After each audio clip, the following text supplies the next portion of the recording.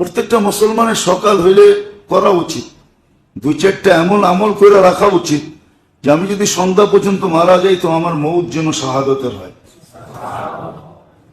এরকম আমল আছে, 2-4টা আছে, আপনাকে আমি দেখাই 2-4টা আছে। ফজরের পরে যদি 7 বার আল্লাহুম্মা আজিরনি মিনান নার পড়ে তো সন্ধ্যা পর্যন্ত মারা গেলে শাহাদাতের মৌত হবে।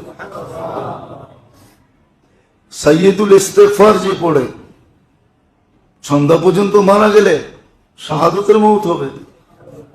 আল্লাহুম্মা বারিক লি ফিল মাউত ওয়া ফিমা বাদাল মাউত, মাগরিব ফজরের পরে 25 বার পড়লে সন্ধ্যা পর্যন্ত মারা গেলে শাহাদাতের মৌত হবে। আবার মাগরিবের পরে ব্যবস্থা করে রাখা চাই।